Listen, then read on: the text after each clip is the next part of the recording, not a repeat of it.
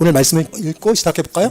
하나님이 노아와 그와 함께 방주에 있는 모든 들짐승과 가축을 기억하사 하나님이 바람을 땅 위에 불게 하시매 물이 줄어들었고, 아멘. 물이 줄어들었다라는 것은요, 이제 심판이 지나갔다라는 것입니다. 이제 새 희망이 도래한다라는 것입니다. 저는 여러분이 어떠한 형편이 있는지 잘 모르겠어요. 어떠한 고난이 있는지 모르겠어요. 그렇지만 그 속에서도 새 희망을 발견할 줄로 믿습니다.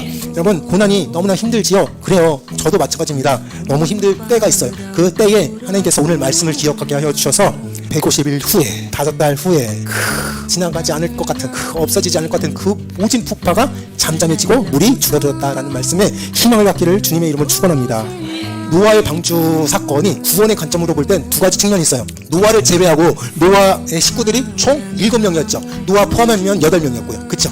그 노아 포함하지 않고 7명이 구원을 받은 사실은 뭐냐면 방주로 들어간 거예요. 방주로 들어가지 않았으면 그들도 똑같이 멸망당하고 죽임을 당했어요. 방주로 들어간 것 자체가 구원인 것이에요. 우리 교회 입장에서 볼 때 교회로 안으로 들어와야지만 구원을 받을 수 있는 기회가 있다라는 것이죠. 그러니까 방주 안으로 들어오는 것이 첫 번째 구원의 의미고요. 두 번째는 방주 안에 들어왔다고 끝나는 것이 아니라 방주 안에서 1년을 살아야 되는 거예요. 그게 구원이라는 거예요. 여기에서 뛰쳐나가든가 방주에서 노아를 제외하고 7명의 가족들 혹은 방주에 들어왔던 동물들이 싫다, 실증난다, 너무 냄새난다, 너무나 비좁다, 아유 너무 지루하다 라고 하면서 뛰쳐나가면 죽은 목숨이라는 거지요. 여러분 잘 생각해 보십시오. 구원이라는 것은 첫째 방주 안으로 들어가는 것입니다. 그러면 제가 왜 노아를 제외하고 7명이라고 그랬냐면 노아는 방주를 만든 사람이죠. 물론 가족들이 도와줬을 거예요. 어쨌든 노아를 제외하고 7명은 자기의 의와 자기의 행위가 없이 그냥 방주로 뚜벅뚜벅 걸어 들어갔어요.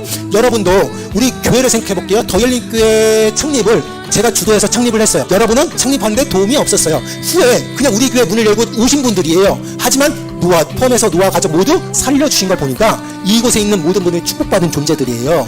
이곳에 오셨잖아요. 이곳으로 들어오셨잖아요. 얼마나 감사한지. 그리고 또 중요한 건 뭐냐면 그 방주 안에서 살아야지만 구원이 있거든요. 방주 안이 지겹다고 뛰쳐나가면 구원이 없어져요. 구원이 흐지부지해진단 말이죠. 그것이 중요합니다. 두 가지, 방주 안에 들어가는 것, 방주 안에서 사는 것, 이것이 중요한 것입니다. 제한된 공간이지만 냄새가 얼마나 심할까요? 저는 노아를 포함해서 노아의 8식구가 방주 안에 딱 들어가자면 이게 무슨 냄새야? 막 그랬을 것 같아요. 우리 왜 서울 대공원 갈 때 야외에 동물들이 있고요, 안에 동물들도 있어요. 건물 안에 들어가면 막 비린비린 냄새가 나요. 노린내가 나고 그래요. 그런 것보다 훨씬 더 독한 냄새가 났을 거예요. 그럼에도 불구하고 나가지 않는 것이 축복이에요. 비좁지만 이곳에서 있는 것이 축복이란 말이죠.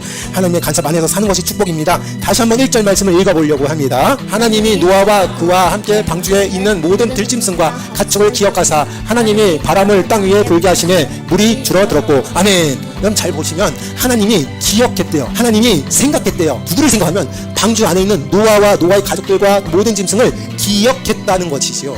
연예인들이 자살률이 되게 많습니다. 왜 자살할까요? 처음에 자기가 인기가 절정이 있을 때는 몰라요.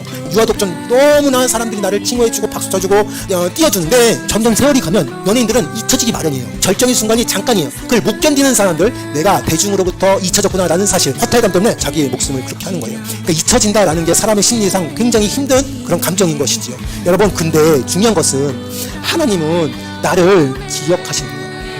하나님은 방주 안에서 비좁고 이리 쾅 저리 쾅 파도 때문에 떠밀리고 멀미나고 비좁아서 싫고 냄새나서 싫고 역겹고 그런 상황에 있는데, 그 당시 때 그 사람들이 이렇게 느껴질지도 몰라. 하나님이 도대체 어딨어? 하나님이 있으면 이 배를 조금 잠잠하게 해주실지, 하나님은 출장 갔나봐, 하나님은 여행 떠났나봐, 그렇게 생각했을 거예요. 하지만 분명하게 성경에서는 기억했다라고 하고 있습니다. 하나님은 우리 모든 사람들을 기억하십니다. 특별히 방주 안에 있는 사람들을 기억해 주십니다. 저와 여러분을 기억해 주신 줄 믿습니다. 김명기 형제님 있죠? 군대 갔잖아요. 주말마다 저한테 꼬박꼬박 전화해요. 전화해서 목사님 이런 일이 있었습니다. 제식 훈련했고요, 각기 전체했고요, 수류탄도 모형으로 던져봤습니다. 그렇게 이야기하더라고요. 그래서 내가 아니 어떻게 던지기만 해요? 힘들죠? 그러니까 네 조금 힘들어요. 그러는 거예요.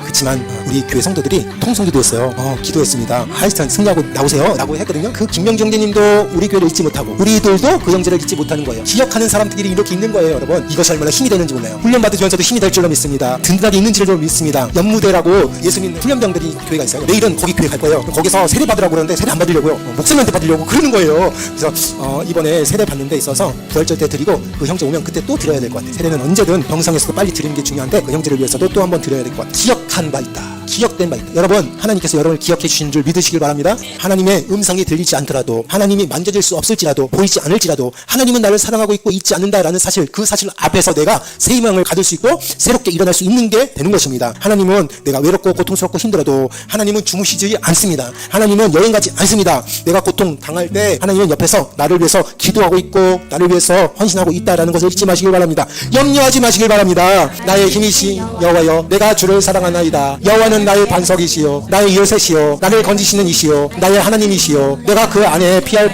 나의 바위시요 나의 방패시요 나의 구원의 뿌리시요 나의 산성이시로다. 아멘. 이 말씀이 얼마나 힘이 되는지 아십니까? 나의 힘이신 여호와래요. 여러분의 힘이 여호와인 줄 믿습니다. 우리의 힘의 근원은 하나님께로부터 오는 것이에요. 하나님께서 나에게 힘을 주셔야지만 우리가 움직일 수 있다는 거예요. 하나님께서 나에게 감기를 주시던가 우리에게 일어나지 못할 그런 질병을 주시면 우리는 아무것도 못하는 거예요. 하나님께서 나에게 힘이 되어 주셨다라고 했고요. 내가 주를 사랑하나이다. 여러분 고백하시기 바랍니다. 하나님은 나의 힘이니까 내가 주를 사랑합니다. 여호와는 나의 반석이시며, 반석이 뭐예요? 무거운 돌이 반석이에요. 그쵸? 무거운 돌, 움직이지 못하는 돌. 그래서 이 무거운 돌 위에다 건축하면 넘어지지가 않아요. 쓰러지, 어떤 태풍에서도 견디는 거예요. 반석에다가. 그 반석 되십니다. 나의 요새시요 나를 건지시는 이시요 나의 하나님이시요, 내가 그 안에 나의 바위시요, 내 바위래요. 옛날에 전투할 때 있잖아요. 바위 뒤에다가 쏘면 어떠한 화살이 공격을 못한다는 거죠. 나의 방패시요 나의 구원의 뿌리시요 나의 산성이로다. 여러분을 구원할 자, 그분이 여호와 하나님인 줄 믿으시길 주님의 이름으로 축원합니다. 따라서 내 눈에 보이지 않더라도 말씀을 통해서 믿음 가지시면 거듭나게 승리할 줄로 믿습니다. 아멘. 여러분, 내가 너무 어려울 때는 진짜 하나님이 안 보이는 것 같아요. 왜 그러냐면 여러분이 흘린 눈물 때문에, 여러분이 보지 않으려고 하는 그 슬픔 때문에, 그 슬픔이 너무 크기 때문에 하나님이 안 보이는 거예요. 그런데 여러 자녀들을 가진 부모가 있다고 생각해보세요. 여러 자녀들 중에서 그 중에서도 아픈 손가락이 있더라고요. 그 손가락을 더 챙겨주는 게 부모의 마음이더라고요. 우리 하나님께서 만약에 내가 아프거나 내가 실족했던가 내가 너무나 괴로울 때 하나님은 다른 사람들보다 나를 더 챙겨주실 줄로 믿습니다. 나에게 더 신경이 갈 줄로 믿습니다. 하나님, 나 너무 힘듭니다. 나 돈도 없고요. 나 사람들이 너무나 무시하는 것 같습니다. 나 진짜 너무 힘들어서 쓰러질 것 같습니다. 라고 진실되게 고백해보세요. 하나님이 가만히 있으실 분이 아니에요. 오늘 말씀은 우리가 기억된 바 되었다라고 하는 것입니다. 기억된 바 된 여러분, 잊혀지지 않는 여러분, 그 여러분 이 세상에서 승리할 수 있게 되기를 주님의 이름으로 축원합니다.